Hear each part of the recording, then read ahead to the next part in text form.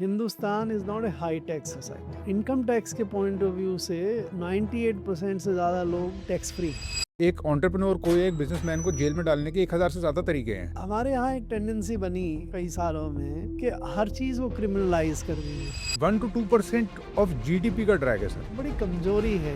फर्जी इन्वॉइसेस बन रहे हैं। गवर्नमेंट चाहती है कि हम मैन्युफैक्चर इंडिया में करें और हम एक्सपोर्ट करें, जैसे कि चाइना ने किया है। अमेरिका के साथ अब हमारी प्रॉब्लम हो रही है बिकॉज अमेरिका ये चाहता है कि हमारा जो ट्रेड सरप्लस अमेरिका के साथ है वो ख़त्म होना चाहिए। तो गुड्स की एक्सपोर्ट की स्थिति तो आने वाले समय भी थोड़ी कमज़ोर नज़र आती है।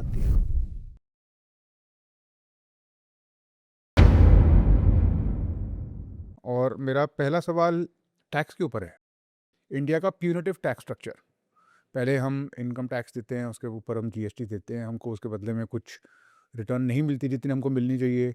पॉपकॉर्न तक पर टैक्स लोग लगा देते हैं और इस टाइप के बहुत सारे सर कंप्लेंट्स हैं। Of course I want to get into it. My feeling of being aggrieved as a middle class citizen is it valid or am I getting exaggerated? What do you think about India's tax structure? I think हमें पूरी perspective में सोचना चाहिए, जी देखना चाहिए। Sir. हम कई तरह के टैक्स देश में वसूल करते हैं। डायरेक्ट टैक्स है आपका income tax, corporate tax. Sir indirect tax है आपका जीएसटी, कस्टम्स, एक्साइज, राइट।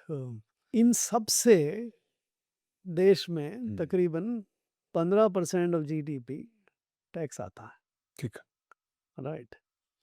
अगर आप इस एग्रीगेट लेवल पे आप लेते हैं कि 15% जीडीपी आपका टैक्स के रूप में आता है, और अगर आप उसको दुनिया के दूसरे देशों से कंपैरिजन करते हैं, अब जैसे मैं आपको बताऊं नॉर्डिक्स में, डेनमार्क में, सर नॉर्वे में, स्वीडन में, सर अगर आप वहाँ जाएंगे तो वहाँ पे आपका 55 से 60% जीडीपी का जो है वो टैक्स में आता है, ओके राइट। बाकी यूजुअल बड़ी कंट्रीज़ में, यूरोपियन कंट्रीज़ में करीब 25 से 30% टैक्स टू जीडीपी का रेशो है, राइट। तो उस पर्सपेक्टिव से अगर आप देखेंगे तो देश में टैक्स ज़्यादा नहीं है, राइट। लेकिन अब आप उसको ड्रिल डाउन करिए कि अब कितने लोग टैक्स देते हैं, यस राइट। टैक्स बेसिक है। अब जो इनकम टैक्स है, जैसे आप अब सरकार ने 12 लाख रुपए तक का आमदनी वाले लोगों को जब से टैक्स में ख़त्म किया, तो अब इस समय हालांकि करीब 10 करोड़ लोग टैक्स रिटर्न फाइल करते हैं, बट एक्चुअली टैक्स जो है 2 से 2.5 करोड़ लोग ही देते हैं, जी हाँ। राइट। तो जो इनकम टैक्स का बर्डन है वो 2-2.5 करोड़ लोगों पे ही पड़ता है। यस बाकी 140 में से 2 करोड़ 2.5 करोड़ को छोड़ के बाकी लोग टैक्स नहीं देते। तो अगर आप उस मिडिल क्लास में, उस कैटेगरी में जिसमें आप टैक्स देते हैं, तो आपको बर्डन बहुत ज़्यादा लगेगा, क्योंकि आप ही दे रहे हैं 2% से कम लोग टैक्स दे रहे हैं और बाकी 98% टैक्स नहीं दे रहे हैं। तो उस पर्सपेक्टिव से, इनकम टैक्स से पॉइंट ऑफ व्यू से उन लोगों के लिए जो टैक्स दे रहे हैं ये हैवी बर्डन है। 15% जो इनकम टैक्स से जो हिस्सा आता है उसको आप अगर फैलावट इतने कम लोगों में करेंगे तो आपको ये लगेगा। सर लेकिन अगर आप इनडायरेक्ट टैक्स की पर्सपेक्टिव से देखेंगे तो इनडायरेक्ट टैक्स सब पे लगता है, राइट। कोई नमक खरीदता है तो उस पर भी टैक्स लगता है, कार खरीदता है तो उस पर भी टैक्स लगता है, वो सब देते हैं। सर गरीब हो चाहे अमीर हो, वो सब टैक्स, इनडायरेक्ट टैक्स देते हैं। तो इनडायरेक्ट टैक्स के पॉइंट ऑफ व्यू से जो एक गरीब भी है उसको लगेगा कि मैं टैक्स दे रहा हूँ। हालांकि बहुत सारे लोगों को ये नहीं पता होता है कि जो दाम वो दे रहे हैं किसी चीज़ को ख़रीदने में, उसमें टैक्स कितना है और बाकी कितना है, राइट। बट जिसको भी एहसास है कि इसमें मैं टैक्स दे रहा हूँ तो उसको वो बर्डन बेयर कर रहा है। तो इस पे बात पे डिपेंड करता है कि आप किस पर्सपेक्टिव से देख रहे हैं और किस पर्टिकुलर व्यक्ति के व्यू पॉइंट से देख रहे हैं। अगर कुल मिला के आप स्थिति देखते हैं तो मेरी नज़र में Hindustan is not a high tax society, right. और इनकम टैक्स के पॉइंट ऑफ व्यू से 98% से ज़्यादा लोग टैक्स फ्री हैं, they have no right to complain. लेकिन जो 2% हैं उन पे बर्डन ज़्यादा है, they have right to complain.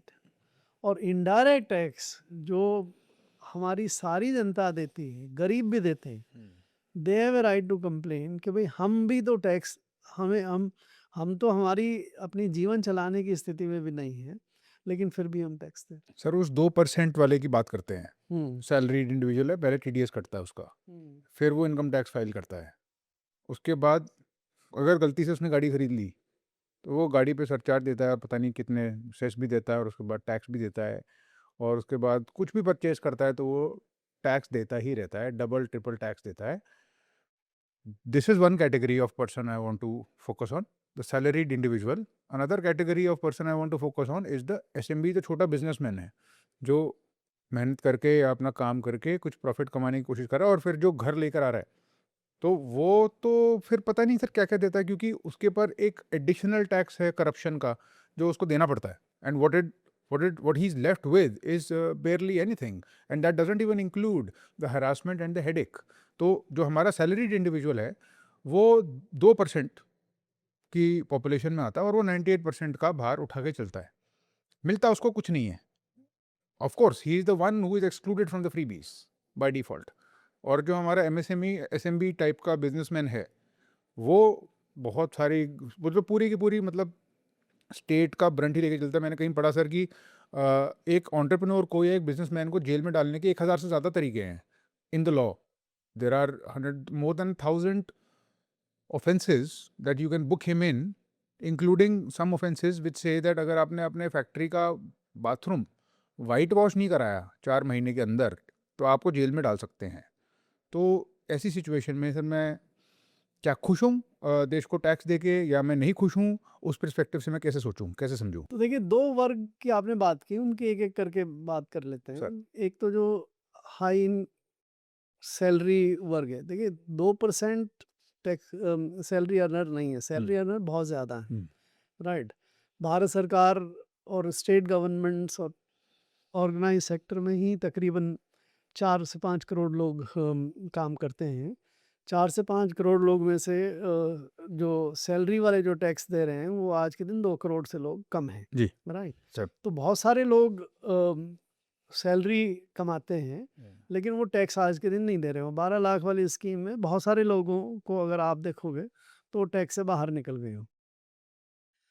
तो ये जो 2% हैं जो relatively high income salary earners हैं, उनको ये बात, अब टैक्स रेट भी ज़्यादा है और टैक्स इंसिडेंस भी ज़्यादा है। 1 करोड़ से 50 लाख के ऊपर ही सरचार्ज लगना शुरू हो जाता है।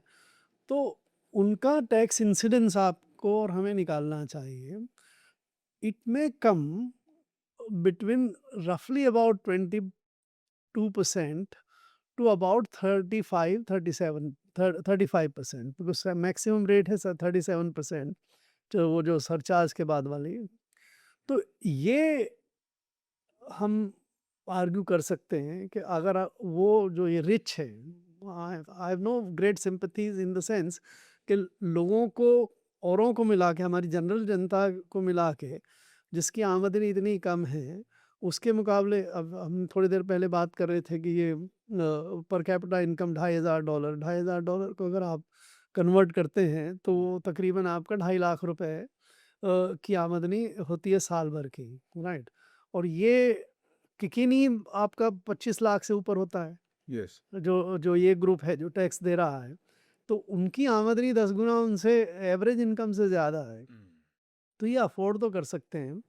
और इंसिडेंस 22% से और 35% के बीच में है।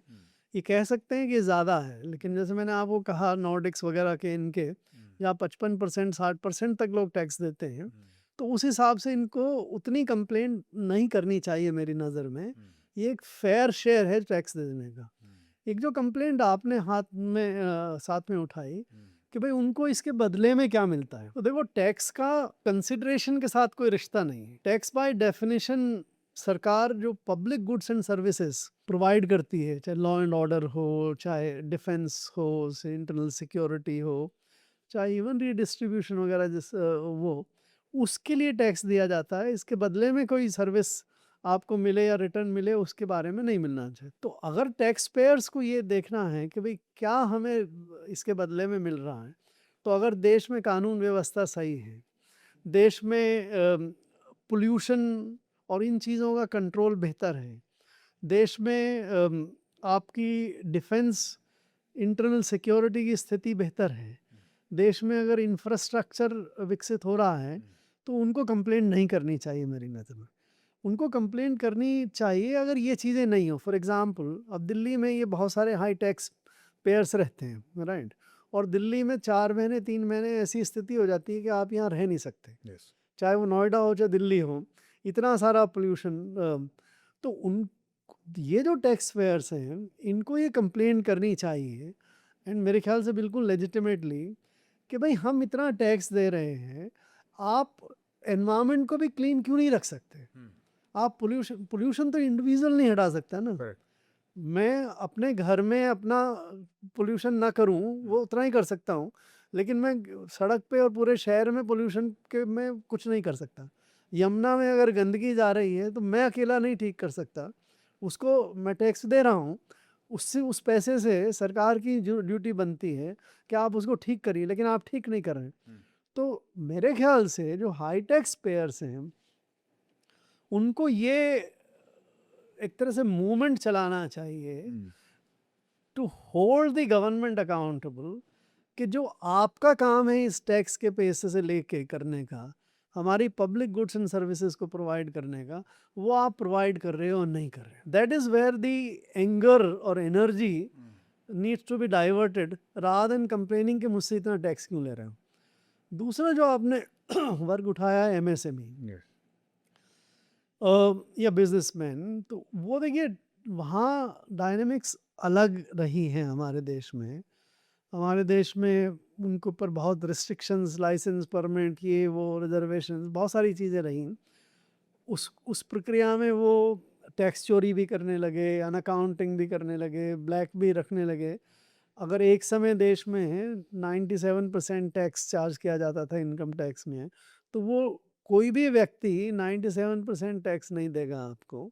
वो टैक्स अवॉइड करेगा, उसके लिए दो डबल अकाउंट रखेगा, ये करेगा वो करेगा, करप्शन करेगा, उसको ऑफिसर को खुश करके टैक्स बचाने की कोशिश करेगा। वो सारी उसकी बहुत बड़ी कहानी है, उन पे अगर आप उनमें जाना चाहें। कम टू टुडे बहुत सारी चीज़ें बदल गई हैं, बहुत सारी चीज़ें अकाउंट में आ गई हैं। अभी भी है, मैं ये नहीं कहता कि अभी भी अभी अभी ऐसी चीज़ें बिल्कुल ख़त्म हो गई, सर, बट उनकी और एक हमें ये भी समझना चाहिए कि फॉर ए बिजनेसमैन, देखिए टोटल सेल्स जो है वो उसकी आमदनी नहीं है। सेल्स अर्न करने के लिए उसको बहुत सारी इनपुट लेने पड़ते हैं, इन्वेस्टमेंट करना पड़ता है यस, मैन्युफैक्चरिंग प्रोसेस में, और उसके बाद जो उसका नेट प्रॉफिट है वही उसकी इनकम है। तो नेट प्रॉफिट कितना हो रहा है, वो पूरा का पूरा टैक्स नेट में आ रहा है या नहीं आ रहा है, अगर आप उतना कर देते हैं तो ठीक है। और फिर टैक्स जो आप उन बिजनेस पे रिलेटिवली टैक्स भी कम है। अब जैसे कंपनीज पे 22% है, इंडिविजुअल के ऊपर ज़्यादा है, तो वो फिर उनको भी फेयर टैक्स जो है वो उनको देना चाहिए, और वो प्रॉफिट पे लगता है, किसी और चीज़ पे तो लगता नहीं है।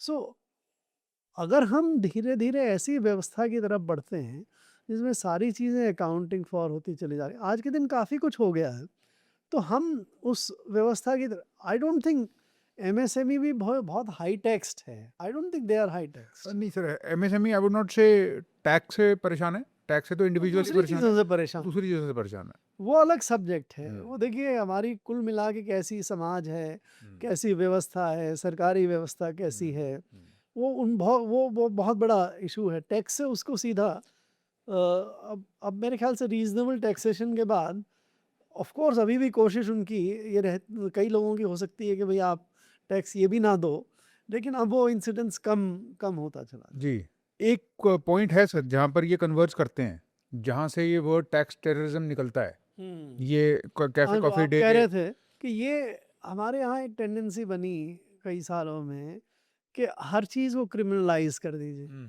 और क्रिमिनलाइज करके उसको जेल में पहुंचाने का सर इंतजाम पैसे करिए, लेने का एक बहाना और बन जाता पैसे है। लेने का भी बहाना हो जाता है, और उसकी लाइफ भी।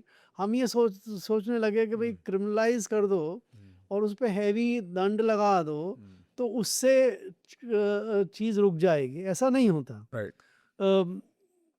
पिछले कुछ समय से सरकार ने काफ़ी कोशिश की है कि डीक्रिमिनलाइज करने का, लेकिन अभी भी बहुत सारे हैं प्रोविजंस। एक्चुअली इस पूरी प्रोसेस में हमें अगर पूरा ही हम डीक्रिमिनलाइज कर दें तो भी कोई नुकसान नहीं होने वाला। ये जो एक माइंडसेट है, अब दूसरे संदर्भ में अगर आप देखें, ये देखिए रेप लॉज देश में बने हैं। अब रेप लॉज में हम कि भाई और हैवी कर दीजिए पेनल्टी, उसको डेथ पेनल्टी लगा दीजिए। जितनी आप पेनल्टी हैवी करते गए उसमें क्या उसमें रेप की इंसिडेंस देश में कम हुई क्या? उसका कोई रिश्ता है क्या? अभी आपने देखा ये जो एजिटेशन हुआ तो सरकार का फिर यही कि हम और स्ट्रिंजेंट बना देते हैं हाँ वही कि आप अगर लीक करते हैं तो आप और ज़्यादा पे अब 10 साल तक की कैद हो जाएगी, आप पे इतना सा करोड़ रुपए का अब इससे इंसेंटिव स्ट्रक्चर में बदलाव हो कि ये रुकता है क्या? आप उस चीज़ पे कि भाई आप टेस्ट में लीक करने वाले को पकड़ के प्रोसिक्यूट कर सकते हैं, या ऐसी व्यवस्था करेंगे जिससे लीक ही ना हो, या ऐसी व्यवस्था करेंगे जिसमें एग्जामिनेशन से बहुत ज़्यादा सेंट्रलाइज ना हो हर चीज़ के, तो वो सॉल्यूशंस है। ये सॉल्यूशन नहीं, ये वही माइंडसेट है जो ये कहता रहा है कि भाई आप कोई भी चीज़ को, आपने कहा जैसे उदाहरण दिया कि भाई आपने वाइट वॉश नहीं कराई तो आप पे क्रिमिनल ऑफेंस बना दिया, आपने अपनी नेम प्लेट ही नहीं कंपनी की लगाई और उस साइज़ की नहीं लगाई तो ही आप क्रिमिनलाइज कर दी। जीएसटी का कोई रिटर्न, जीएसटी में आजकल इतनी अरेस्ट करने के हाँ। इतने प्रोविजंस बना दिए। तो जितनी आप स्ट्रॉन्ग करते चले जाते हैं उससे एनफोर्समेंट बेहतर नहीं होता, उससे करप्शन का लेवल ही और बढ़ जाता है। बिल्कुल सर, एग्जैक्टली सर। बट मैं एक बारी टैक्स टेररिज्म पे आना चाहता हूँ sir, because there was also apart from all this harassment कुछ केसेस भी हुए हैं। जैसे फॉर इंस्टेंस एक पर्टिकुलर केस जो कि इनकम टैक्स डिपार्टमेंट के अगेंस्ट डायरेक्टली बहुत एलिगेशंस करता है और जिससे लोग रेजोनेट करते हैं, कैफ़े कॉफ़ी डे के फाउंडर वाला केस, जहाँ पर ही रोट अ नोट जिसमें उन्होंने बोला था ये इन्होंने मेरे बाकी शेयर्स भी वो कर दिए और पीछे ही पड़ गए मेरे ये इनकम टैक्स के ऑफिसर्स, और he also named a few of them, और the income tax department then rebutted these, but they did sort of admit कि हाँ यार टैक्स क्रंच तो हो ही गया होगा ना उस पर।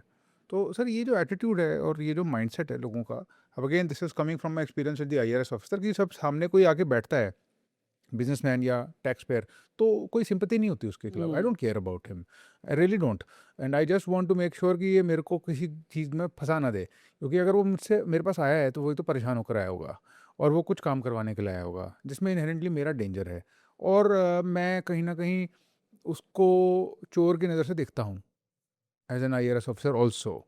और मेरे लिए इंसेंटिव बहुत अच्छा है कि अगर मैं केस बना दूँ, मेरी ACR में जाएगा कि इसने तो इतने इतने की केस बुक कर दी, और चाहे बेशक हाई कोर्ट में जाके जज बाहर फेंक देगा फाइल को, बट एक बारी मेरी रिपोर्ट कार्ड बढ़िया हो जाएगी। तो सर इस सिचुएशन में कोई भी इंसान यहाँ पर सर्वाइव कैसे कर सकता है, बिजनेसमैन? देखिए ये भी एक बड़ी माइंडसेट का इशू है, जिस तरह का सिस्टम हमने बनाया। आपने टैक्समैन का बताया, टैक्समैन से लोग डरते हैं, नज़दीक नहीं जाना चाहते, या जब भी फंसते हैं तो कुछ किसी तरह से कंप्रोमाइज़ करके पैसे दे के ऐसे निकलने के चाहते। वही आप पुलिसमैन के बारे में कर लीजिए, वो और पटवारी के बारे में कर लीजिए। तो प्रैक्टिकली बहुत सा ज़्यादातर गवर्नमेंट सर्वेंट्स के बारे में सर। सोसाइटी का व्यू जो ये है कि भाई ये तो अवॉइड, जब तक आप अवॉइड कर सकते हो, और सेट, जब भी अगर यस, आपको ज़रूरत पड़े तो सेटिंग कर लीजिए। ये राइट, मैंने this is the this is it. Social mindset, ये वेरी अनफॉर्चुनेट है। और ये माइंडसेट इस बात पे भी हम पे बहुत है कि हमारे ट्रस्ट में सोसाइटी नहीं है। इस पे भी बहुत है कि हमारा जो सिस्टम है, अगर हमारा सिस्टम टैक्स पेयर के साथ में खड़ा है या विक्टिम के साथ में खड़ा है तो उसको हम उसकी को शक की नज़र से देख लेते हैं। तो ये बहुत बड़े सवाल हैं, इनको हमें बहुत गहराई में जाके बड़े परिवर्तन करने पड़ेंगे, तब कहीं जाके इन चीज़ों का एक तो उदाहरण मैंने आपको पहले भी दिया था कि कई सारी चीज़ों को ख़त्म कर देने से, परमिशंस ख़त्म करने से, कई रेस्ट्रिक्शंस ख़त्म करने से। अब जैसे इनकम टैक्स डिपार्टमेंट ने भी ये कहा कि भाई स्क्रूटनी केवल इतने ही % से ज़्यादा लोगों के अलावा नहीं होगी, तो बाकी लोगों की ज़िंदगी बेहतर हो गई। अब स्क्रूटनी में अगर डिस्क्रिशंस वो वाले केसेस में फंसते हैं तो उसका भी कोई तरीका, हम इसको कई समय लगेगा कि हम गवर्नमेंट सर्वेंट को सिटीजन फ्रेंडली बना सकते हैं क्या। सिटीजन फ्रेंडली बनने के बजाय वो गवर्नमेंट सर्वेंट फ्रेंडली या गवर्नमेंट बॉस फ्रेंडली या अपने और उसके अगेंस्ट में रहता है, that is a enormous big change. उसको लाना बहुत आसान नहीं है, बट कहीं ना कहीं प्रयास शुरू करना पड़ा है। ये सर आपने जैसे कहा कि जो दिल्ली या एफ्लुएंट एरियाज़ के हाई टैक्स पेयर्स हैं उनको अपना एंगर निकालना चाहिए पोल्यूशन को डिमांड करने के लिए, वैसे ही सर एमएसएमईज़ को एग्जैक्टली। इस डायरेक्शन में डाइवर्ट करना चाहिए। और आई थिंक वो जब मैं इस टाइप की कन्वर्सेशन करता हूँ या मैं इस टाइप का वीडियो बनाता हूँ तो बहुत रेजोनेट करते हैं, क्योंकि I have been on both sides frankly and I feel, क्योंकि I have seen business and startups also very closely. तो उस वक्त जब मैं था आईआरएस में तो I was very apathetic towards the whole thing. ठीक है, मन में कहीं ना कहीं एक ह्यूमन लेवल पे सिंपैथी और वो थी, but there was no relatability. I did not know what a businessman goes through, which brings me to Correct. my next question, sir. IRS की बात ही कर रहा हूँ सर मैं, tax department, let us talk about the finance ministry for instance. Sir एक generalist, I would say you are an exception. Let us just not talk about you or people like you. But for an IRS officer whose job is to administer businesses, essentially, if the IRS officer is not in income tax or in indirect tax, तो either that, this or that. Sir आपको क्या लगता है कि एक journalist को होना चाहिए? आपको नहीं लगता सर कि एक बिजनेसमैन या एंटरप्रेन्योर को होना चाहिए ताकि वो एटलीस्ट समझ सके कि बिजनेस की इंट्रिकेसीज क्या हैं? और मैं ये सर इसलिए पूछ रहा हूँ क्योंकि एक नॉर्मल आईआरएस ऑफिसर को एक बिजनेस की बैलेंस शीट पढ़नी नहीं आती है, उसको समझ में भी नहीं आएगा ये क्या लिखा है, he will not understand it. उसको सिर्फ गलती ढूंढनी आती है और वो सिर्फ वो देखेगा जो उसके सुपरिटेंडेंट ने या इंस्पेक्टर ने लिख कर फाइल पर उसको दे दिया है। He doesn't know a thing about business. उसने ज़िंदगी में आज तक एक चीज़ नहीं बेची होगी, उसने आज तक ज़िंदगी में एक प्रोडक्ट नहीं बनाया होगा, वो चार्टर्ड अकाउंटेंसी का माइंडसेट जानता ही नहीं, समझता ही नहीं है, और वो आईआरएस ऑफिसर है। क्यों होना चाहिए सर किसी भी जर्नलिस्ट को आईआरएस ऑफिसर? क्यों नहीं हमको ये चेंज कर देना चाहिए? And why I ask this in such a impassioned tone is because I also don't understand sir ये जो माइंडसेट है इसकी हम बात करते हैं, जिससे हम सभी परेशान हैं, मतलब कोई ना कोई कहीं ना कहीं से परेशान है। ये सर परमानेंट जॉब देता है ये माइंडसेट, इंसेंटिव्स हमको पता है, जब सर सबको पता है तो how difficult is it to just say यार मेरे को आईआरएस में या स्पेशलाइज सर्विसेज में नहीं चाहिए जनरलाइज्ड, मैं नहीं लूँगा रिक्रूटमेंट, मेरे को ये if you are an entrepreneur और आपने एक फेल्ड स्टार्टअप भी करा है ना, तब ठीक है, I might consider you and I should just allow lateral entry. Sir why don't we do this? I think this is a very fair question and comment in the sense that जो कुछ भी आपने भी देखा और जो आप महसूस करते हो कि समस्या तो है। समस्या ये है कि देयर इज़ अ डिस्कनेक्ट, कि जो टेबल पे साइड में बैठा है, जिसके पास में एनफोर्समेंट का अधिकार है, जिसमें के पास जेल भेजने का अधिकार है, जिसमें कोई भी असेसमेंट करके टैक्स लायबिलिटी फिक्स करने का अधिकार है, उसको दूसरे जिसके बारे में टैक्स लगाया जा रहा है, जिसको असेस किया जा रहा है, उसकी चीज़ को, उसके बिजनेस को समझने की क्षमता, अक्ल और ट्रेनिंग है या नहीं, राइट। वो डिस्कनेक्ट तो है, राइट। ये भी फैक्ट है कि जो दूसरे साइड में जो हमने पहले भी बात की, 60-70 साल के हमारे जिस तरह से इवोल्यूशन हुआ है, उसमें वो बंदा भी पूरी तरह से क्लीन होके आता हो, ये बात भी सही नहीं है। उसके अपने तरीके हैं कि किस तरह से अपने प्रॉफिट को मैक्सिमाइज़ किया जाए, किस तरह से कम टैक्स दिया जाए। तो दोनों लोगों के बीच में अगर ये बात सिर्फ़ इतनी होती कि जो इस साइड में ऑफ़िसर बैठा है, उसको समझ अगर हो कि उसकी सही स्थिति का असेस कर ले, अकाउंट्स पढ़ ले, उसके रिटर्न्स देख ले वो, और अगर केवल इतनी सी बात होती, तो मैं शायद आपसे पूरी तरह से सहमत हो जाता कि भई एक जर्नलिस्ट के बजाय एक स्पेशलिस्ट जो इस चीज़ को समझता है, वो ज़्यादा बेहतर होता। लेकिन बात इतनी सिंपल नहीं है। दूसरे साइड में भी कई तरह की बदमाशियों की कोशिश करने का प्रयास कई बार रहता है, ठीक बात। राइट। तो इस स्थिति को दूसरा एक जो हमारा सिस्टम बना देश में कि हमने और ये ब्रिटिश समय से भी चला आ रहा है कि हम जो टैक्स कलेक्टर है या एडमिनिस्ट्रेटिव ऑफिसर है, इन सब को इस बिना पे लेके आते थे कि वो जर्नलिस्ट हों, वो लोगों को समझें, ना कि नेसेसरली एवरी बिजनेस और द इंडस्ट्री और the thing which they run, right. कि कोई भी, देखिए, सब चीज़ों में एक्सपर्ट नहीं हो सकता, हर बिजनेस को समझ नहीं सकता, जैसे कोई भी डॉक्टर सारे की सारी बीमारियों को नहीं समझ सकता, उसी तरह से कोई भी IRS ऑफिसर सारे के सारे बिजनेसेस को, इंडस्ट्री को नहीं समझ सकता, राइट। तो ये ज़रूरी नहीं है कि उसको दूसरी साइड की सारी चीज़ समझ में आनी चाहिए। क्या हम मन ऐसा ये मानते हुए हमने ये सिस्टम बनाया कि हम ऐसे यंग ब्राइट समझदार लोगों को ले लें जिनमें इस बात का मादा हो, जिनमें इतनी बात की समझ हो कि स्थिति को और सामने वाले को समझने की काबिलियत रख सके, और ज़रूरत पड़े जिस चीज़ को, जो भी जॉब उनके पास हो, जो भी इंडस्ट्री वो देख रहे हों, उस चीज़ में अपना दिमाग अप्लाई करके जितनी आवश्यकता हो उतना समझ लें। उसका लॉजिक है जर्नलिस्ट का, राइट। तो दोनों के बीच में अपना आर्गुमेंट है। ये मेरे ख्याल से स्पेशलिस्ट वर्सेस जर्नलिस्ट जो डिबेट है, वो एक फॉल्स डिबेट है मेरे हिसाब से।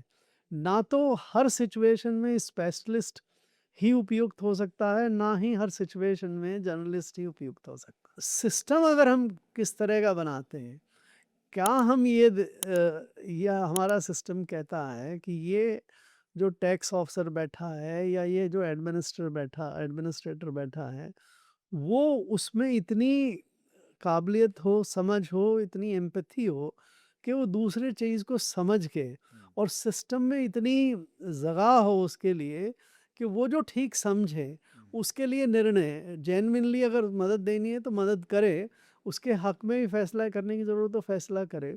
वो सिस्टम हम बना सकते हैं क्या?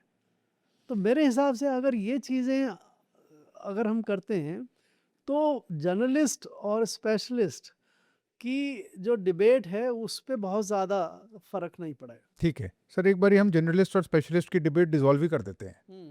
हम बस एक बारी let us look at the government versus not the government, अंदर और बाहर की बात करते हैं। करेक्ट। एक एग्जांपल देता हूँ सर आपको जीएसटी का, और ये जितने भी लोग देख रहे हैं, एमएसएमई, एसएमबीज, बिजनेसमैन रिलेट करेंगे। जीएसटी की बात है सर। अगर आप किसी को जीएसटी का इन्वॉइस देते हैं, आपने कोई सर्विस दी, आपने कुछ माल बेचा है, जो भी है, आप जीएसटी की इन्वॉइस लगा के देते हो, the date of incidence of tax is on the date of the invoice. Correct. अब सर लोग समझदार बहुत हैं, तो क्या करते हैं वो कि छोटा अगर वेंडर है तो उसका जीएसटी भी विदहोल्ड कर लेंगे। जब वो अपने प्रिंसिपल अमाउंट से अपनी जेब से जीएसटी भरेगा और उसके पोर्टल पे दिखेगा बड़े वेंडर के जिसको माल बेचा है या सर्विस दी है, तो जाकर उसको अपना जीएसटी वापस देगा, और तब भी उसको पीछे पड़ते रहना पड़ेगा। अगर उसने ऐसे 10 लोगों को सर्विस दी है तो वो देखता रहेगा, यार मेरी जीएसटी तो दे दो। सो ये सॉल्यूशन को ठीक करने के लिए गवर्नमेंट ने एक स्कीम निकाली sir,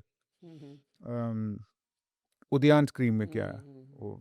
and sir it was so stupid and it backfired so badly, because उसमें उन्होंने एक प्रोविजन डाल दिया कि आप ऐसा मत करो।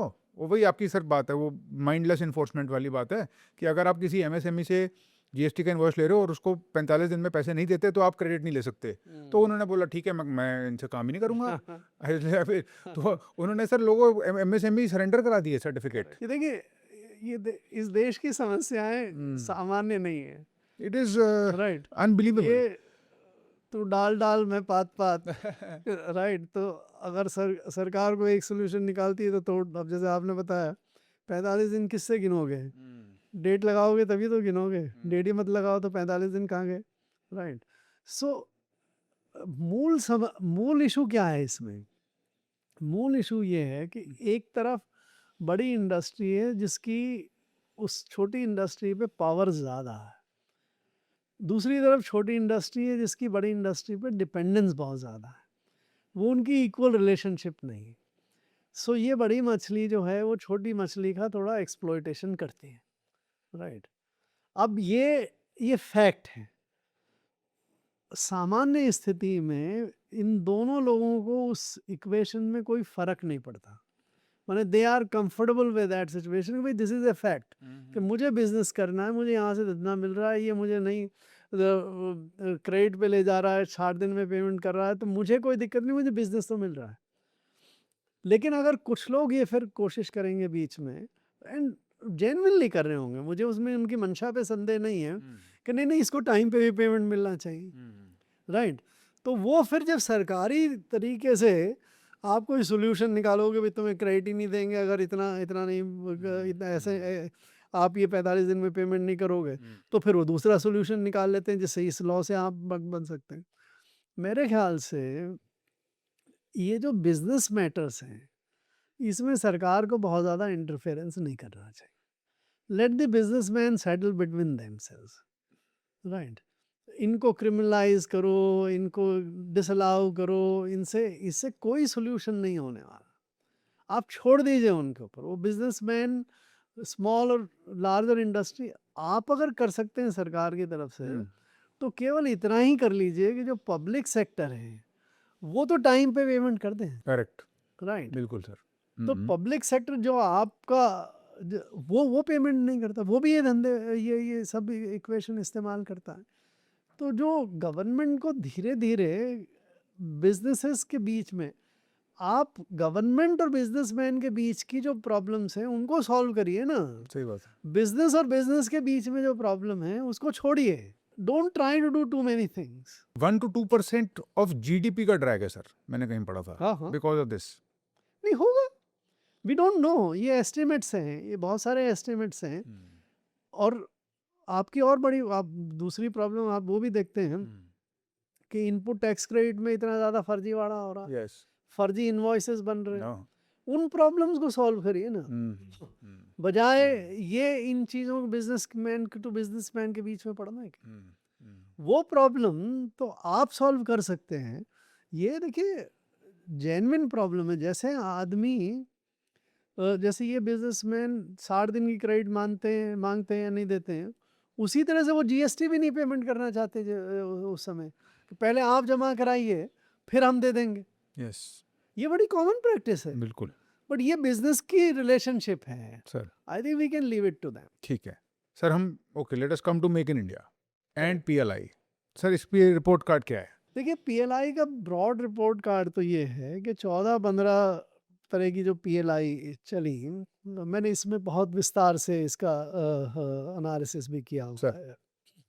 उनमें से कुछ पीएलआई तो काफ़ी ठीक चली, जैसे ये टेलीकॉम वाली, जो ये मोबाइल और इलेक्ट्रॉनिक्स वाले पीएलआई है, ड्रोन की छोटी पीएलआई थी वो भी काफ़ी डिस्पर्स ठीक से हो गई, राइट।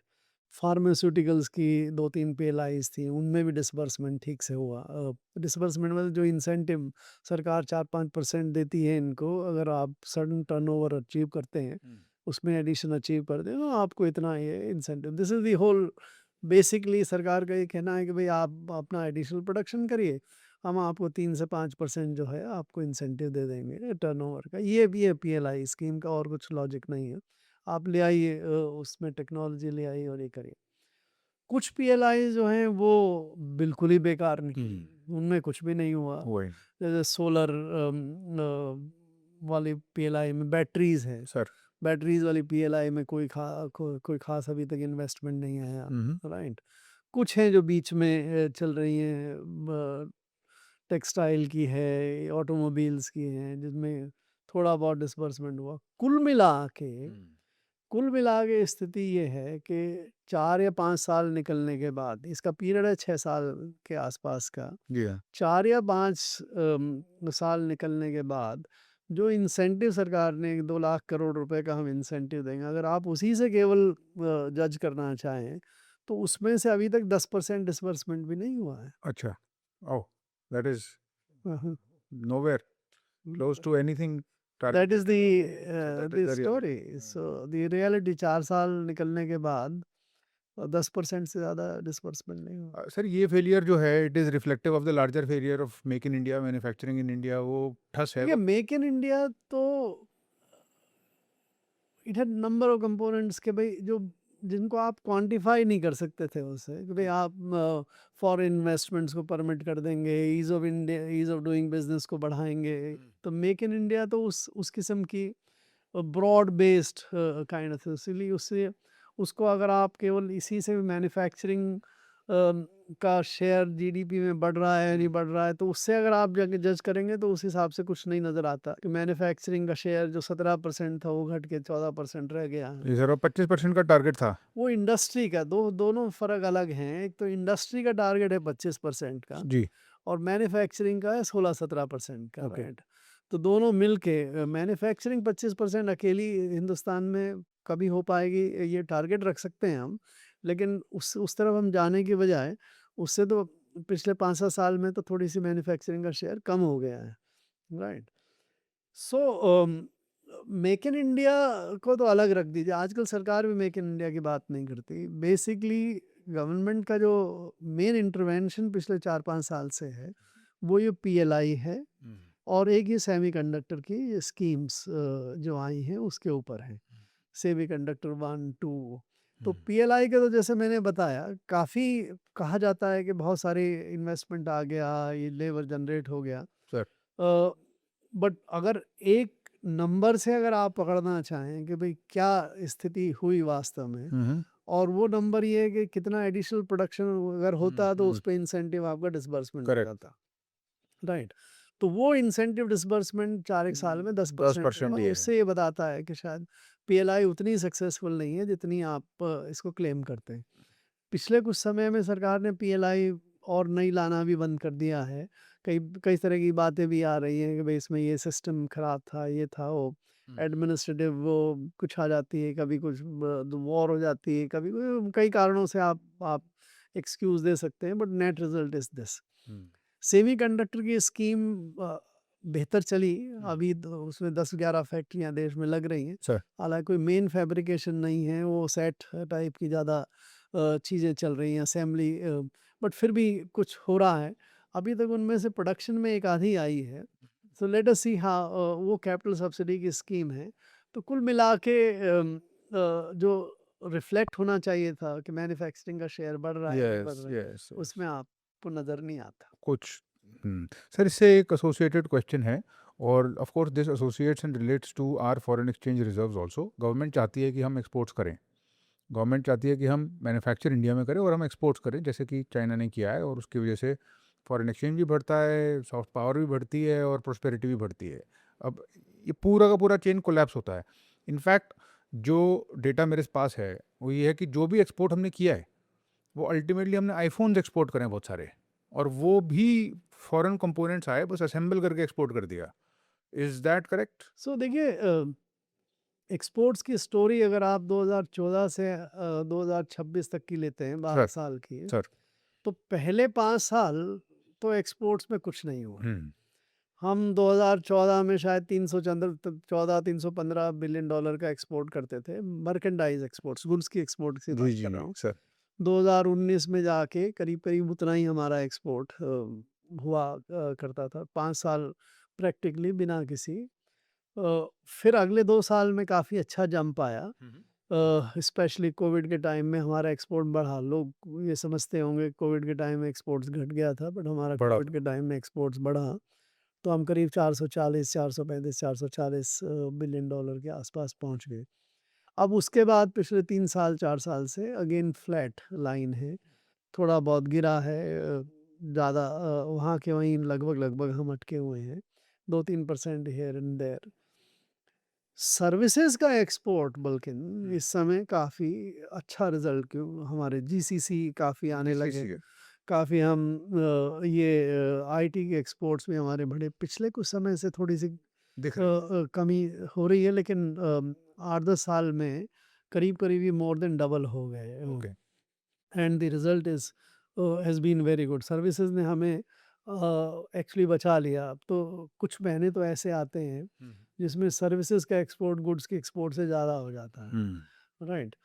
तो जो गुड्स के एक्सपोर्ट को हम नहीं संभाल पाए हैं उसके रीज़न बहुत हमने डिस्कस भी किए कि जी। हमारे पास क्या टेक्नोलॉजिकल एज है, हमारे पास प्रोडक्ट क्या है, हमारी इंपोर्ट डिपेंडेंस कितनी ज़्यादा है, चाइना के साथ हमारा ट्रेड गैप जो है वो $100 बिलियन से ज़्यादा बढ़ गया। अमेरिका के साथ अब हमारी प्रॉब्लम हो रही है, बिकॉज़ अमेरिका ये चाहता है कि हमारा जो ट्रेड सरप्लस अमेरिका के साथ है वो ख़त्म होना चाहिए, तो हम उससे हर तरह की चीज़ें, आजकल हम एथनॉल भी वहाँ से इंपोर्ट कर रहे हैं, गैस भी वहाँ से इंपोर्ट कर रहे हैं, क्योंकि हमने उनको ये एश्योरेंस दिया कि भाई हम ये जो ट्रेड डेफिसिट है आपके साथ में, हमारा हाँ। सरप्लस है, उसको कम कर देंगे, आपकी इतनी सारी चीज़ें ले लेंगे।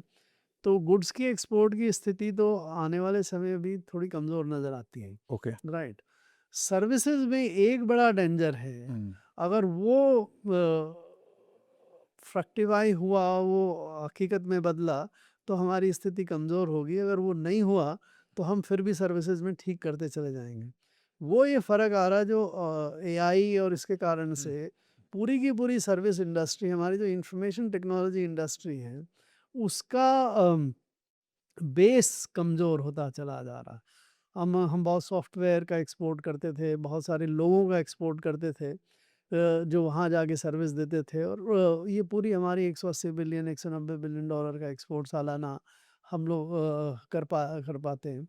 अब अगर ये प्रोग्रामिंग भी आप ऑटो मोड में कर सकते हैं एआई और इनके ज़रिए, और या आपको वहाँ लोगों की जब ज़रूरत नहीं पड़ती है, या आपके सिस्टम्स में डिसरप्शन करके ये एंथ्रोपिक और ये सब, तो अगर हमारे आईटी एक्सपोर्ट्स पे असर आता है आने वाले समय में, जिसकी संभावनाओं से आप नकार नहीं सकते, तो हमारी सर्विसेज साइड में भी प्रॉब्लम्स बढ़ेंगी। जीसीसी यहाँ पे वो काम करती है जो उनको अपने देश में करना चाहिए। अगर इन एआई और इनके ज़रिए जीसीसीज़ की भी ज़रूरत कम होती चली जाती है, तो आने वाले समय में उसकी भी प्रॉब्लम बढ़ सकती है। तो मुझे ज़्यादा ख़तरा सर्विसेज साइड में नज़र आता है। अगर हम अपनी समझ बढ़ा के इसको प्रोटेक्ट करके इसको नहीं बढ़ा पाते हैं, तो फिर then there are difficult days ahead. Sir मेरा फाइनल सेगमेंट जीसीसी से डायरेक्टली कनेक्ट करता है। Jobless growth, unemployment, data sir अलग अलग टाइप की होती है। गवर्नमेंट की डेटा तो ये कहती है कि जॉबलेस ग्रोथ है ही नहीं, there is no such thing, but we both know, which we were also discussing, that this might not be completely true. Sir एक तो आई वॉन्ट टू अंडरस्टैंड, इसको मैं समझूंगा ऐसे from a macro economic perspective, but I want to understand more from the point of view of the youth. वो जो ground पे experience कर रहा है वो तो ये है कि इतने कोई जॉब्स को दे नहीं रहा है, और अगर दे भी रहा है तो कोई सैलरी इतनी बढ़ नहीं रही है लोगों की। 8-8 9-9 साल पहले की जो सैलरी थी वहीं चलती चली आ रही है, जबकि इन्फ्लेशन बढ़ता चला जा रहा है। All of these problem sir, as a young Indian 20-25 साल का एंटरिंग द वर्कफोर्स और struggling to enter the workforce, what do I do, how do I understand this, where should I look for hope? I think that's a very very critical subject for some time to come. Um, because हम sort of दुनिया के विकास की उस पड़ाव पे हैं, जिस पड़ाव पे सवाल जो एम्प्लॉयमेंट का है वो काफ़ी, उसके उसका कैरेक्टर, उसकी इंटेंसिटी, उसका कंटेंट बहुत बदल रहा। आप अगर थोड़े से लंबे पर्सपेक्टिव में देखें तो जब तक हम एग्रीकल्चरल एज में थे दुनिया में, तो जो लेबर है वही प्रोड्यूसर था। मशीन या कैपिटल का कोई योगदान बहुत कम हुआ करता था। राइट। जब इंडस्ट्रियलाइजेशन हुआ, इंडस्ट्रियल एज आई, तो कैपिटल का योगदान बहुत बढ़ने लगा, रिलेटिवली बढ़ने लगा। लेबर का योगदान रिलेटिवली कम होने लगा एज ए प्रोपोर्शन। हालांकि चूंकि प्रोडक्शन सिस्टम बहुत बढ़ता गया तो लेबर का एब्जॉर्प्शन भी बढ़ा, कुल मिला के एब्सोल्यूट नंबर्स में और उस हिसाब से, लेकिन रिलेटिव टू कैपिटल सर परिवर्तन आने लगा। फिर अब कुछ समय से सर्विसेज इंडस्ट्री, तो सर्विसेज इंडस्ट्री में आदमी का काम ज़्यादा रहता है, कैपिटल का काम कम रहता है। लेकिन अभी जो नया डिसरप्शन हो रहा है, आर्टिफिशियल इंटेलिजेंस, जिसको आप कैपिटल समझ सकते हैं यस।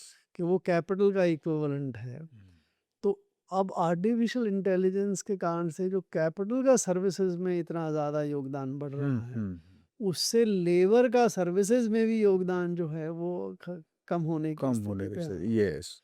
राइट। तो रिजल्ट ये है कि आज हम उस एज में हैं जहाँ पे जिसको हम ट्रेडिशनली एम्प्लॉयमेंट कहते थे, जॉब्स कहते थे, वो वास्तव में खतरे पे हैं। ये भी संभव है कि बहुत सारी चीज़ें, नई चीज़ें पैदा हो जाएं, नए सर्विसेज पैदा हो जाएं जिसमें आप एडिशनली एब्जॉर्व कर पाएँ, या सरकारें बहुत सारी चीज़ें वो कर लें जो पहले नहीं कर पाती थी, उसके लिए आप लोगों को एम्प्लॉय कर दें। तो मेरा ये नहीं मानना कि इसी कारण से निश्चित रूप से हमारे एम्प्लॉयमेंट ख़त्म हो जाएगा। We can have alternative strategy, but जो इंडस्ट्रियल प्रोडक्शन सिस्टम में रिलेटिव टू कैपिटल जो है, लेबर का योगदान कम होने वाला है, इससे हमें स्वीकार करना चाहिए। अब आते हैं रियलिटी में। ये तो बात एक तरह से ब्रॉडर बिगर ट्रेंड की बात हुई। रियलिटी में आदमी भी हैं, यूथ भी है, पॉपुलेशन भी है, इंडस्ट्री भी है, प्रोडक्शन भी है, जॉब्स भी हैं, गवर्नमेंट भी है, जॉब्स भी हैं। तो अब वहाँ क्या स्थिति हो रही है, उसमें देखिए दो चीज़ें हैं। एक तो एक फॉर्मल, हम क्या कहते हैं, सरकार एक सर्वे करती है PLFS, जिसमें हर साल अपने आंकड़े बताती है कि कितने लोग जॉब मार्केट में हैं, कितने लोग अनएम्प्लॉयड हैं, what is the total employment to population ratio, ये सब बताती है। और भी बड़ी डिटेल्ड एक्सरसाइज करके देती है कि कितने सर्विस जो कितने रेगुलर जॉब्स में हैं, कितने सेल्फ एम्प्लॉयड हैं, कितने कैजुअल वर्कर्स हैं, क्या तनख्वाहों का स्ट्रक्चर है वगैरह। वो काफ़ी डिटेल लेके एक एक्सरसाइज आती है सर। जिसमें उसके हिसाब से देश की एम्प्लॉयमेंट स्थिति सर। बड़ी रोजी है, कोई चिंता करने की स्थिति नहीं है। अनएम्प्लॉयमेंट रेट एक मेजरमेंट रहता है कि भाई जितने लोग लेबर मार्केट में अपने आप को पेश करते हैं कि भाई हमें काम करना है, उनको काम मिलता है या नहीं मिलता है। तो अगर जिनको काम नहीं मिलता है, उसको अगर आप टोटल पीपल जो जॉब मार्केट में आके अपने आप को ऑफर करते हैं, उस रेशो को देखें तो उसको अनएम्प्लॉयमेंट रेशो कहते हैं। अब वो तो सरकार के हिसाब से 3-3.5% है। इसके हिसाब से 3-3.5% एक तरह से फ्रिक्शनल है कि 100 लोग काम करना मांगते हैं, अगर 97 को काम मिल गया, 3 को नहीं मिला, तो फिर क्या इतनी तो मतलब आप 100 to 100 का रेशो बना नहीं सकते, राइट। तो 3% को तो कोई आप नॉर्मली ये नहीं मान सकते कि भाई अनएम्प्लॉयमेंट की स्थिति ज़्यादा। ये है औपचारिक सरकारी आंकड़ा। हकीकत में जब हम आप देखते हैं तो उनमें चीज़ों से, आप अगर नोएडा में रहते हैं जहाँ पे सुबह अगर जहाँ पे लेबर मंडी लगती है, अगर आप वहाँ चले जाएं तो उसमें अगर 1000 मज़दूर आते हैं तो 200-300 मज़दूर वापस चले जाते हैं, उनको काम नहीं मिलता। आप सरकार की किसी भी वैकेंसी के लिए अगर एडवर्टाइजमेंट निकलता है तो उसमें कितने लोग अप्लाई करते हैं, कितने पढ़े लिखे लोग अप्लाई करते हैं, क्लर्क की जॉब के लिए PhD अप्लाई करते हैं। अगर उस रेशो को अगर आप देखें तो आपको अनएम्प्लॉयमेंट की स्थिति काफ़ी ख़राब नज़र आती है। आप एक बड़ा आंकड़ा बड़ा इंडिकेटर ये रहता है कि वेजेस के लेवल क्या हैं सिस्टम में। क्योंकि अगर सप्लाई लेबर की ज़्यादा है और काम कम मिलता है तो आपकी वेजेस रेट जो हैं वो बहुत कम होंगी। हमारे यहाँ पे आज भी एवरेज वेजेस 10-12 हज़ार रुपये पर मंथ से ज़्यादा नहीं है, ठीक। Which is very low. 10-12 हज़ार का मतलब ये हुआ $15, $150, राइट। $150 अगर अमेरिका में $15 पर आवर का रेट है, एक दिन की वेजेस जो है वो यहाँ महीने की भर की वेजेस है, राइट। तो ये बताता है कि यहाँ पे अनएम्प्लॉयमेंट की स्थिति या अंडर एम्प्लॉयमेंट की स्थिति बहुत ख़राब है, इसलिए लोग इतनी कम वेजेस पे काम करने के लिए तैयार हो जाते हैं। राइट। आप आज कैंपस रिक्रूटमेंट में बड़े बड़े अच्छे इंस्टीट्यूशंस में भी अगर आप देखेंगे तो आपको पता लगेगा कि अब 100% तो छोड़िए, 50% कैंपस रिक्रूटमेंट बहुत जगह नहीं हो पा रहे हैं, राइट। तो इनसे आपको लगेगा कि अनएम्प्लॉयमेंट की स्थिति और एम्प्लॉयमेंट मार्केट की स्थिति काफ़ी ख़राब है। अब ये कहाँ दोनों चीज़ों को मर्ज करें, इसमें थोड़ी सी मेहनत करनी पड़ती है। अगर ये इस एम्प्लॉयमेंट स्टैटिस्टिक्स जो सरकार देती है उसकी हकीकत क्या है, मैं आपको एक चीज़ बताता हूँ। अ, सरकार में जो सेल्फ एम्प्लॉयमेंट की कैटेगरी है जिसमें 60% से करीब 60% 65% के आसपास के जो मजदूर वर्कर्स हैं वो इस कैटेगरी में आते हैं। उसमें एक और कैटेगरी होती है, पता नहीं आपने सुना है या नहीं सुना है, जिसको कहते हैं unpaid labour in family enterprise, right. तो अनपेड मतलब उनको कोई तनख्वाह नहीं मिलती, मतलब कोई आप हाथ हाथ बटा देता थोड़ा सा तो आप उसमें आ जाएगा। बट कोई ऐसा लेबर हो सकता है जो बिना जिसको तनख्वाह ना मिले, आप उसको भी लेबर क्यों काउंट कर रहे हैं, राइट। बिल्कुल। जिसको तनख्वाह ही नहीं मिलती, जिसको एक पैसा ही नहीं मिलता है, अनपेड है, तो वो तो लेबर नहीं है, क्योंकि उसको अगर जो कुछ भी मिल रहा है, मान लीजिए वो किसी के साथ काम बटा रहा है, तो जिसको मिल रहा है उसकी तनख्वाह में काउंट हो गया।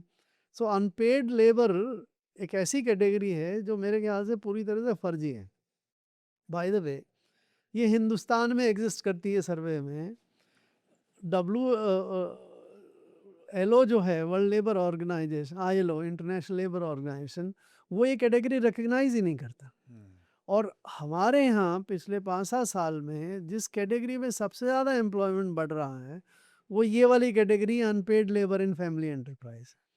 अगर आप उसको एक और जगह जहाँ पे एम्प्लॉयमेंट बढ़ाने की कोई गुंजाइश नहीं है, एग्रीकल्चर में लेबर की, तो एग्रीकल्चर में हमारे पास पहले ही बहुत ज़्यादा 40-42% के आसपास लोग लगे रहते हैं। उसको वो भी पिछले 3-5-4 साल में बढ़ के 45% 46% हो गए। तो अगर आप ये देखेंगे कि एक बहुत बड़ा वर्ग 10 से 12% से ज़्यादा एक हमारा ऐसा वर्ग है जिसको हम एम्प्लॉयड मानते हैं, बट मेरी नज़र में वो एक्चुअली अनएम्प्लॉयड नहीं है, एम्प्लॉयमेंट नहीं है। अगर आप उसको ऐड कर देंगे 3-3.5% में, तो आपको पता लगेगा कि देश की अनएम्प्लॉयमेंट जो रेट है वो 15-20% है, राइट। जिससे आप फिर जिससे आपको फिर चौंकना पड़ेगा, जिससे आपको परेशान होना पड़ेगा। तो जो ये हकीकत है सरकारी आंकड़े की और वास्तव में जो हकीकत है उसके हिसाब से, अगर हम उसकी गहराई में जाएं तभी हमें पता लगेगा, और तब हम दोनों चीज़ों को रिकंसाइल कर सकते हैं कि आप सरकार में क्या कहते हैं और वास्तव में हकीकत क्या। सर ये जो नंबर्स की फजिंग है और या जो भी है ये नैरेटिव बनाने के लिए, ये यहाँ पर तो आपने सर बता ही दिया कि ये तो हो ही रहा है एम्प्लॉयमेंट में, बिल्कुल भी this is wrong and you are absolutely right and I also link some papers in the description for people to read more about this. But sir ये this fudging of numbers to show a picture which is rosy even misleading किस हद तक होता दिखता है sir आपको इस government देखिए में और इस हमारी सिचुएशन में? एक बड़ी कमजोरी है ये, हम अपनी एसीआर भरते हैं सरकार में, तो मुझे आज तक एक भी अफसर की या कर्मचारी की एसीआर ऐसी नहीं मिली जिसमें वो ऑनेस्टली कह सकता हो कि मेरी आउटस्टैंडिंग से कम है। सारे के सारे अपने आप को आउटस्टैंडिंग बनाए, भले ही साल भर कंप्लेंट करते रहते हैं, करते रहे कि ये नहीं हो रहा है, वो नहीं हो रहा है, सरकार ये नहीं करने दे रही, वो नहीं करने दे रही, लेकिन सरकार ही आउटस्टैंडिंग एसीआर, सब आउटस्टैंडिंग एसीआर भरते हैं। कोई आंकड़ा भी है, आज के दिन तकरीबन 97 to 98% एसीआर जो हैं वो आउटस्टैंडिंग है। उसी तरह से सरकार अपनी जब एसीआर भरती है इन सब चीज़ के, भाई एम्प्लॉयमेंट की स्थिति क्या है, जीडीपी की स्थिति क्या है, तो वो भी ऐसे ही भरती है। ये जो सारे सर्वेज कि पॉवर्टी कितनी कम हो रही है, इन ग्रोथ की रेट अच्छी है नहीं है, अनएम्प्लॉयमेंट की रेट खराब है, अनएम्प्लॉयमेंट की और एम्प्लॉयमेंट की स्थिति क्या है, आई थिंक हम इस बीमारी से जो ग्रसित हैं कि हमें एक अपनी परफॉर्मेंस जो है उससे कहीं बेहतर दिखानी है, ताकि हम एक ऐसा इल्यूशन क्रिएट कर सकें कि सब कुछ अच्छा चल रहा है। आई थिंक इस चीज़ से जब तक हम इंडिविजुअल लेवल पे या कलेक्टिव लेवल पे बाहर नहीं निकलेंगे, तब तक हम समस्याओं की जड़ में नहीं जाके उनका सॉल्यूशन ढूंढने के बजाय हम ये एक इम्प्रेशन क्रिएट करने की कोशिश करते रहेंगे कि भाई सब ठीक चल रहा है, हमने तो बहुत बढ़िया किया। सर ये तो बड़ी सीरियस बात हो गई क्योंकि it is not only I think about the individuals mindset to change here, because ये तो सर वो नंबर्स हैं जो हमको बताए जा रहे हैं, जो डायरेक्ट फ्रॉम द टॉप से आ रहे हैं, और आदमी जो सुनता है कि हमारी जीडीपी यही है तो वो तो ही मान लेता है, वो तो बहुत ज़्यादा ना उसके पास टाइम है ना उसके पास इतनी समझ है कि इनको छांट के सिफ्ट करके समझ के एक परसेप्शन बना पाए. That is why this conversation is so valuable. there is a difference between an informed society and a blind follower society. एक informed society का ये लक्ष्य ये एविडेंस होता है कि वो चीज़ों को क्वेश्चन करता है. ऐसा नहीं हमारे देश में ही सब जगह या कहीं पे ऐसा नहीं होता, कुछ जगह हमारे लोग भी ये करते हैं. आप केरल वगैरह में जाइए, वहाँ बहुत क्वेश्चन करते हैं, राइट. तो अगर हम इन्फॉर्म्ड सोसाइटी बनते हैं जिसमें हम सवाल करते हैं, अपने आप से भी करते हैं अपनी परफॉर्मेंस के बारे में, और सामने वाले के भी करते हैं और सरकार के भी करते हैं, तब हम सही सत्य पे पहुंच के चले जाते हैं. अगर हम ब्लाइंडली ये विश्वास करने लगे कि जो कुछ भी कहा जा रहा है वो सही है और उसको फिर रिपीट करने की कोशिश करेंगे, तो हम विकसित नहीं होंगे, ये सर अविकसित ही रहेंगे. सही बात है सर. और सिर्फ सही नहीं सर, गलत भी. मतलब मैंने तो सिर्फ देखा है सर, मैं सिलेबस ऑफ लाइफ है सर इस शो का नाम, सिलेबस ऑफ लाइफ. और उसका सच में एक्चुअली में द लिटरल इंटेंशन वाज कि वो चीज़ बताई जाए जो लाइफ में होती है करेक्ट. और जो स्कूल कॉलेज नहीं बताता. वो एग्जैक्टली ये सर जो आपने अभी बात बोली. एग्जैक्टली. तो इन्फॉर्म सोसाइटी की डेफिनेशन आपने बोली sir, you should question and question what is being said is completely wrong, but also question what is being said is completely good. Both. Right, both sides. Both. Yes, understand fully. And then you come to some perception of the reality, Correct. which is also my intention, which you have helped me do in this conversation and which you continue to do. I feel unfortunate that I discovered your work much later, but I feel fortunate that I finally discovered it. And I will request sir that आप मेरे को time देते देते और आके मेरे को समझाएं, क्योंकि बहुत सारी ऐसी चीज़ें जो मैंने अभी तक कवर नहीं करी हैं. मैंने ये बुक कवर नहीं करी. इसी पर्सपेक्टिव से देखिए, अभी मुझे बड़ा अच्छा लगा ये जो अभी जंतर मंतर में आंदोलन हुआ, लोग क्वेश्चन करने लगे, राइट. लोगों की इनहिबिशन खत्म होने लगी, राइट.